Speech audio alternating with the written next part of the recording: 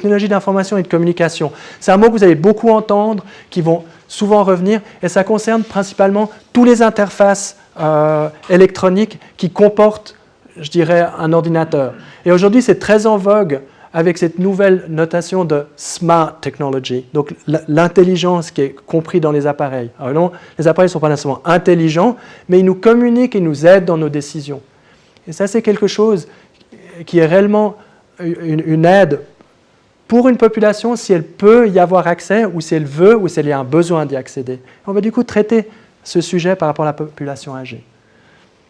Alors en premier, il faut juste réaliser qu'on vit une période qui est assez exceptionnelle dans l'histoire de l'humanité, probablement assez similaire à partir du moment où on a découvert l'imprimerie ou d'autres choses de ce type-là. Et ça, c'est vraiment la révolution numérique.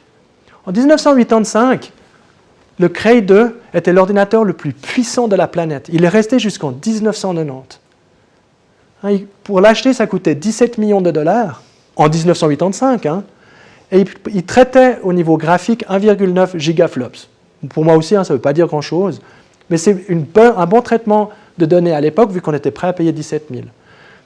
Il y a des films comme Tron qui avaient été tournés, tous les effets spéciaux, ils avaient utilisé cet ordinateur pour le faire. C'est un des premiers éléments d'animation. Et c'est pour ce genre de choses qu'il avait été fait. Entre autres, l'autre, c'était l'ordinateur, parmi les ordinateurs principaux de la NASA, pour toute la gestion spatiale. Si on vient aujourd'hui, ce petit appareil que j'ai dans la main là, il coûte 650 $. Il a 115 gigaflops. Si on regarde, il coûte 26 000 fois moins, et il a 60 fois plus de puissance de calcul. J'ai un rendement, un coefficacité qui est monté de 1,5 million de fois. Ce téléphone-là a plus de puissance dedans que tout l'équipement informatique de la NASA au moment de la conquête de l'espace. Et ça, je crois, quand on réalise maintenant, en ce peu de temps, ce qui est arrivé, c'est pas étonnant que d'un coup, on a des instruments et des outils qu'on ne pouvait même pas s'imaginer auparavant. Et on va en voir quelques-uns. Voici la progression de l'utilisation d'Internet par la population suisse de 1997 à 2014. Ce graphique est fait en fonction des tranches d'âge. En haut, vous avez les plus jeunes, en bas, vous avez les personnes les plus âgées.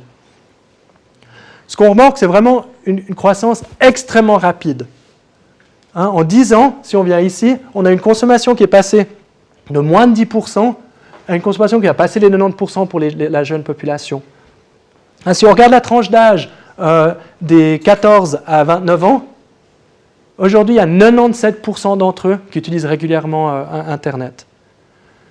Par contre, ce qui est aussi impressionnant, c'est si on regarde la courbe tout en bas, les 70 ans et plus, on est passé à une utilisation quasiment inexistante jusqu'à en 2000. Aujourd'hui, on a 41% des personnes qui l'utilisent. On a une augmentation tous les 3 ans de 10% de cette population qui a recours. C'est-à-dire que dans 3 ans, on en aura 50%. 3 ans après, on va en avoir 60%, et ainsi de suite. Ça va très vite. Si on regarde plus en détail par rapport réellement à leur répartition, on voit que déjà aujourd'hui, en fonction de leur catégorie d'âge, ils ont une utilisation différente. Utilisation quotidienne d'Internet, passé 40% pour la tranche d'âge de 65 à 69. Donc ça, c'est les personnes, quand nous on fait par exemple des projets d'études, au moment où on implémente les solutions, ça va être dans 10 ans, ils sont déjà dans la catégorie qui est ici. Donc quand on planifie, même si on a des sous-populations, on doit déjà anticiper le fait que les instruments qu'on utilise, ils vont pouvoir l'utiliser dans 10 ans. Et ça va très très vite. Si on regarde le smartphone, qui est l'endroit probablement où il y a eu le changement de comportement le plus rapide par rapport aux ordinateurs. On fait 2011 à 2015, 4 ans. Regardez chez les jeunes, l'utilisation de 20, on est quasiment à 95% d'utilisation. Ils ont tous un smartphone. Mais regardez aussi cette catégorie ici de 60 à 75 ans, où d'un coup on voit, on a déjà 40% d'entre eux qui ont un smartphone. Maintenant, si cette courbe, elle continue à se déplacer comme elle le fait, ça, c'est un instrument au niveau du monitoring et d'aide par rapport aux soins qui va devenir un outil important. Si on regarde aujourd'hui où est-ce que les gens l'utilisent, ce qui est assez étonnant, c'est que l'endroit qu'ils le font le plus, c'est souvent en rapport avec les transports. Regard d'horaire, planification des vacances, et je crois qu'il y a aussi la navigation. Donc pour m'aider à me circuler, savoir où je dois aller, les adresses. Maintenant, dans la population âgée, ils utilisent toujours beaucoup l'ordinateur. Parce que si on regarde, ces chiffres sont moins impressionnants pour la navigation sur le portable, mais ils restent importants pour les horaires, où 49% d'entre eux utilisent leur téléphone pour garder des horaires, par exemple les trains ou d'autres choses de ce type-là. Donc on a déjà dans les mœurs une part importante de la population âgée qui s'est déjà adaptée à ces nouvelles technologies. Maintenant, la recherche de l'information sur la santé, ce n'est pas la priorité même par rapport à Internet, et ce n'est vraiment pas encore les mœurs par rapport au téléphone. Je ne suis pas en train de dire qu'il faudrait que ça le devienne, c'est juste avoir conscience que pour le moment, ils ne l'utilisent pas pour ça. Et si on veut l'utiliser pour ça, ben, il faut qu'on change quelque chose pour le rendre attractif. Et ça, on va juste adresser un petit peu de qu'est-ce qui se passe et pourquoi il y a des frontières. Donc les modèles classiques, je ne vais pas aller dans les détails, mais il y a deux grands modèles par rapport à l'intention d'utiliser un produit technologique. Un, c'est d'accepter la technologie, et l'autre, c'est la motivation que j'ai pour l'utiliser. Il a été simplifié puis mis dans un seul modèle, où on voit qu'on a des rapports entre à quel point est-ce que j'ai l'impression que c'est facile à utiliser, à quel point est-ce que j'ai l'impression que ça m'est vraiment utile, puis après des motivations internes, et puis des motivations externes, qui sont surtout la pression sociale d'autres usagers. Les hommes sont plus influençables par ça que les femmes. Et en dernier, ça va déterminer si oui ou non j'ai l'intention de passer à l'utilisation.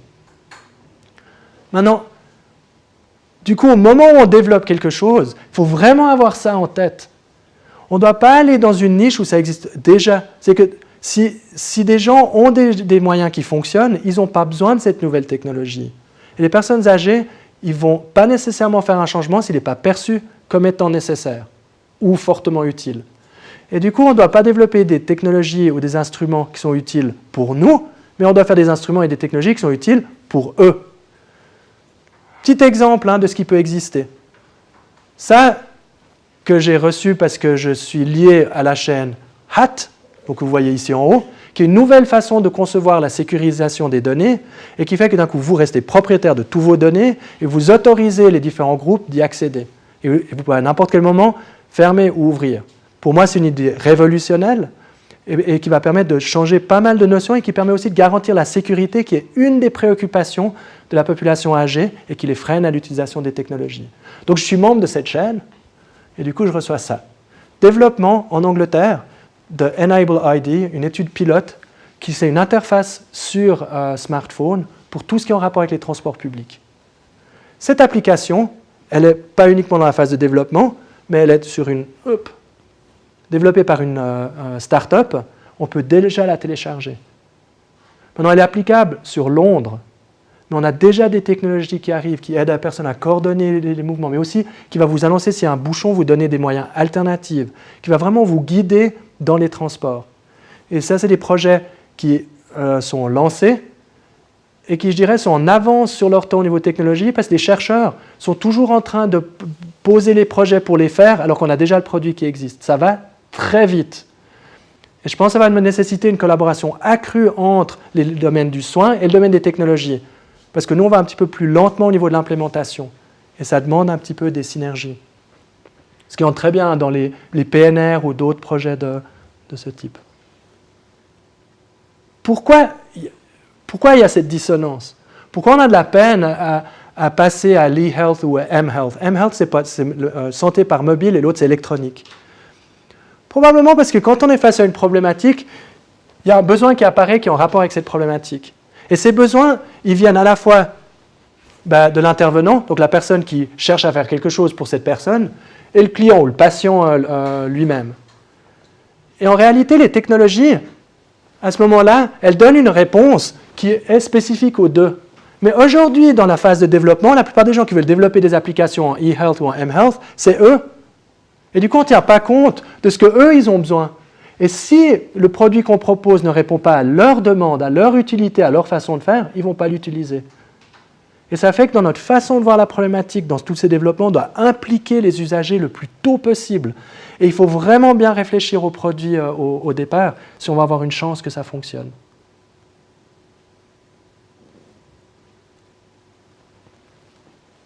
Après, on a une autre catégorie d'objets qui s'appelle les objets intelligents. Donc ça, on va une étape plus loin. Ce n'est pas uniquement que je vais chercher de l'information, mais c'est que j'ai des objets qui vont interagir avec mon téléphone ou avec mon ordinateur. Il y a différents buts pour faire ça, comme par exemple le monitoring. Donc je peux enregistrer des événements, par exemple l'ouverture et la fermeture d'une porte de frigo. Donc en tant que CMS, je peux placer cette puce sur le frigo et je peux savoir oui ou non si la personne d'un coup elle a une diminution de son activité alimentaire parce que d'un coup il y a une chute puis qu'il y a un problème sous-jacent, donc elle a perdu du poids, mais j'ai une information qui vient du frigo qui me dit en sachant pourquoi, ou à elle-même, hein. On peut aussi mettre des indicateurs par rapport à la vitesse de marche, donc ou la longueur du pas, plus mon frigo, puis qu'à partir du moment que j'ai un élément, ces variables arrivent à un point seuil, j'ai une situation qui m'alerte comme quoi il y a un problème sous-jacent, puis je ferais mieux d'aller consulter, ce genre de choses. Hein. On a aussi l'assistance, hein, tout ce qu'on a vu avant, l'aide à la navigation, le feedback. Donc par exemple, je peux me fixer des objectifs. Donc ça, c'est très bien dans les théories de la planification, où on sait, hein, certains mécanismes, que du coup, si j'ai un retour d'information et des stimulants, ça peut m'aider à maintenir mes objectifs. Et ces outils peuvent être très utiles, où on fixe soi-même son objectif avec un appareil, et simplement, il nous rappelle en disant où on en est par rapport à cela, en nous demandant soit de reviser nos objectifs ou d'augmenter nos activités. Ça marche bien, par exemple, pour la marche. Et il y a aussi, par exemple, des contrôles actifs. Hein, je peux à distance régler le chauffage de ma maison, je peux ouvrir et fermer les stores automatiquement depuis un endroit, je peux éteindre et allumer les lumières en fonction de la luminosité. Alors ça vous paraître un peu bête comme ça, mais imaginez que vous pouvez faire que du coup la plaque électronique, automatiquement au bout d'un certain temps, en fonction de ce qui est posé dessus, elle s'éteigne. Ou il y a un système de sécurité qui fait que d'un coup il y a un capteur par rapport à la chaleur, et puis que quelqu'un qui commence à être dément et qui a tendance à oublier les choses sur le feu, il n'y a plus ce problème parce qu'il y a des détecteurs qui fonctionnent. Et on est un peu dans cette dynamique maintenant au niveau de la technologie. Comment? Il y a deux grandes catégories, tous les appareils qu'on porte sur soi et les appareils qui sont externes et qui sont liés à un objet. Hein, au niveau de ce qu'on porte, vous connaissez tous le smartphone, même si les gens débattent que c'est un wearable ou non, parce que je peux le poser, donc je ne le porte pas nécessairement sur moi. Il y a les smart clothes, évidemment sur les habits maintenant, on arrive à, par exemple, avoir du monitoring sur le rythme cardiaque. Il y a Google qui vient de développer au niveau d'une lentille, donc c'est une lentille de contact qu'on met, il capte la glycémie sur l'humeur aqueuse, et du coup, automatiquement, avec une pompe insuline qui est déjà injectée, il règle la glycémie en permanence. Vous n'avez plus besoin de vous en occuper du tout. Donc ça, c'est aussi un wearable, mais c'est un verre de contact. Il y a des bracelets, des bagues, des montres, puis on va avoir plein de différents objets de ce type qui vont apparaître.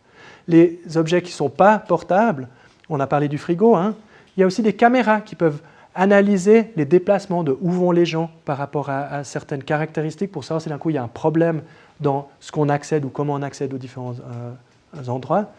Il y a les plug sensors, c'est simplement un capteur qu'on met dans les prises et lui, il arrive à mesurer quand on enclenche quelque chose ou non. Donc, on peut avoir des indicateurs sur l'utilisation d'appareils ou d'autres ustensiles. Et ce qu'on appelle des tags qui sont généralement tout petits, on peut placer sur les fenêtres à d'autres endroits. On peut mesurer, par exemple, les ouvertures et fermetures des portes pour savoir, par exemple, quand quelqu'un va se coucher puis il se lève, avoir une idée générale de comment est-ce qu'il utilise l'espace dans sa maison. Et puis, du coup, s'il a une diminution ou s'il reste plus focalisé dans sa chambre.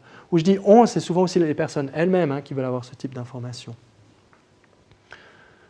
Ensuite, on a une autre catégorie qui sont les jeux vidéo. Il y a eu énormément de littérature dans ce domaine-là. Ce qui est intéressant, c'est les jeux vidéo sérieux qui étaient l'idée qu'on développe quelque chose qui a une autre vocation que la dimension ludique. Et de manière générale, il y a une amélioration avec un effect size qui est environ à 0.3, donc qui est modéré, ce n'est pas prometteur, mais c'est mieux que rien. Il y a certains problèmes qui sont surtout sur l'aspect ludique de ce qu'on va faire. Et ce qu'on a remarqué, c'est que ça améliore surtout la mémoire, l'attention, la fonction cognitive de manière générale. Par contre, ça n'améliore pas du tout la fonction exécutive. Probablement parce qu'on fait une tâche d'une certaine manière, puis après, dans la réalité, on la fait totalement différente.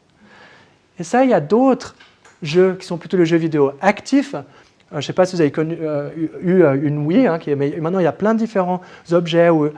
Sauf erreur, c'est Microsoft qui a la détection de mouvement. Donc, du coup, on est en train de bouger et on doit faire des choses en rapport avec le jeu. Et ce type d'intervention est beaucoup plus prometteur sur les résultats, où là, on voit vraiment des répercussions sur une amélioration de la confiance en soi par rapport à son équilibre et une amélioration concrète sur l'équilibre. Et du coup, c'est des instruments qui commencent à être utilisés même en institution, avec des jeux commerciaux traditionnels comme Wii Sport ou ce genre de choses. Et dernièrement, on a la réalité virtuelle où on plonge la personne dans une situation réelle. On est le plus proche de la réalité pour à la fois faire des pronostics, donc savoir comment est-ce qu'elle interagit, mais aussi pour qu'elle puisse se mettre en confiance et puis voir ce qui se passe. Alors, un qui a été très utilisé durant ces, je dirais, 7 dernières années, c'est le magasin virtuel, où la personne se déplace dans un magasin et fait ses commissions. Et ça a une assez bonne valeur écologique par rapport à ce qu'il ferait réellement dans un magasin. Et ça permet de voir aussi dans une stratégie, hein, si on donne un budget, puis ils doivent acheter des choses, et d'évaluer un degré de démence et la répercussion fonctionnelle que ça a. On a aussi des simulateurs qui permettent d'évaluer des situations, mais aussi qui permettent aux gens de s'entraîner. Hein. Une étude clinique a permis de montrer que le simulateur a des répercussions positives réelles sur la conduite par après. Donc ça aussi, on va voir émerger aussi des immersions, ou après on va aussi avoir des immersions mixtes. C'est-à-dire que j'ai une interface où je vois le monde réel superposé avec des événements virtuels pour pouvoir m'apprendre quelque chose. Où je peux aussi mettre du coup des événements qui est un défi pour moi, mais sans que j'ai un danger parce que je sais que ça arrive sous cet angle. Et le dernier, qui est probablement quelque chose de hautement spécifique, qu'on va pouvoir se développer parce que ça demande énormément de savoir-faire au niveau ressources humaines et aussi au niveau technologie, c'est le neurofeedback, hein, ou la neurothérapie. Et là, ce qu'on essaye de faire, c'est de donner un retour à la personne au moment où elle fait quelque chose, à l'aide d'encéphalogrammes. Et au moment où elle a ce retour, on l'apprend à moduler ses réponses. Et du coup, elle va apprendre à faire différemment. Pas dans l'action, mais aussi la manière dont elle va y réfléchir ou le faire. Ça, c'est un exemple tiré d'un programme qui a été fait pour les enfants autistiques, où l'enfant doit diriger la fusée, mais il doit le moduler en fonction de sa respiration. Et on essaye d'activer d'autres zones du cerveau au moment où il fait un acte moteur, et ça a des répercussions positives après sur la manière dont les gens peuvent interagir. Chez les personnes âgées, l'endroit où on a du neurofeedback, c'est surtout à partir du moment qu'on veut que les personnes traitent une information de manière différente que ce qu'elles le font. Il y a différents projets qui sont en cours, à ma connaissance, il n'y en a aucun encore qui a abouti à l'état clinique. Donc, quelles sont les priorités pour les nouvelles technologies d'information et de communication? Alors, numéro 1, quoi qu'on fasse, il faut que ça réponde à un besoin de l'usager. Il faut que ce soit utile. Deuxièmement, hein, il faut que ce soit adapté à ses usagers. Donc, il faut que ce soit facile à l'utilisation. Et ça, c'est vraiment, il doit y avoir une tentative d'optimisation de cette facilitation. Puis l'autre chose, c'est qu'il faut que ce soit convivial ou ludique. Il faut que les personnes trouvent une motivation pour que ça puisse être utilisé. Donc si maintenant, soit je suis un thérapeute et puis je veux que mon patient utilise une technologie, soit je veux développer une technologie, il y a certaines questions vraiment à se poser. Premièrement, qui est l'usager? On a vu auparavant, ça peut être un réseau, ça peut être un système, ça peut être le patient, ça peut être le patient, ça peut être l'interaction entre l'infirmière et le médecin. Et il faut très bien déterminer qui sont les usagers, sans oublier que la personne qui porte le capteur, inévitablement, il a un usager, puis il ne faut pas l'oublier. Ensuite, au moment où on développe quelque chose, soit parce que d'un coup je prends le train, puis je veux tester une application pour m'aider à prendre le train, ou ainsi de suite, les changements qui vont m'être demandés pour faire ça, est-ce qu'on l'a mis au strict minimum? Si je dois aller sur Internet, mais que je n'ai jamais eu d'ordinateur, que je ne sais pas du coup même comment l'allumer, et que je sais moins encore ce que c'est un navigateur, comment on veut m'apprendre à aller lire un horaire sur Internet? Ça va être des barrières insurmontables pour moi et je ne vais pas le faire. Donc il y a vraiment cet élément de chaque fois qu'on fasse quelque chose, et ce n'est pas que valable par rapport à un instrument informatique, mais d'autant plus chez les personnes âgées, il faut réellement minimiser les changements par rapport à l'impact qu'on cherche. Est-ce que la scolarisation a automatisé le maximum? Il ne faut pas doubler l'information. Beaucoup d'informations sont déjà dans le téléphone ou la technologie, donc il faut le solliciter, l'usager le moins possible par rapport à quelque chose qui n'est pas essentiel. Avec des choses toutes simples, comme par exemple son âge ou d'autres choses, où elle est, où elle se trouve. Il y a des éléments de location qui sont partagés dans le téléphone, il n'y a pas besoin de lui demander, on le sait. Et tout ce qui peut être automatisé, il faut viser à l'automatiser. Puis l'autre chose, vais-je surcharger l'usager? Redondance. Et ça, je crois que c'est la préoccupation et je dirais le problème numéro 1. Chacun veut développer ses systèmes. Chaque système de santé veut développer ses réseaux. Chaque réseau veut développer son système de monitoring. Et je suis un patient qui a des problèmes de démence, un diabète et une maladie cardiovasculaire. J'ai 3 réseaux à gérer, 5 programmes informatiques. En plus, il y a le pharmacien qui m'a donné un autre pour le faire et je me perds là-dedans. Et à un moment donné, il faut réellement se dire où est-ce qu'on a des redondances et comment on ressent la préoccupation au niveau du patient. Comment est-ce qu'on lui donne des instruments qui permettent à lui de maîtriser l'information qu'il cherche, qui le simplifie, et du coup, c'est les autres qui recherchent et qui mettent sur leur centre. Et là, il y a énormément à faire pour réussir à faire de l'ordre là-dedans. Il n'est pas uniquement au niveau informatique, il est aussi sur notre fonctionnement. Et je pense que ça va être un petit peu le grand défi de nous en tant que chercheurs, c'est comment intégrer ces technologies pour surmonter ce défi-là. On ne veut pas surcharger les patients et on ne veut pas uniquement les focaliser sur notre problème, mais sur l'ensemble de ce qu'ils peuvent rencontrer.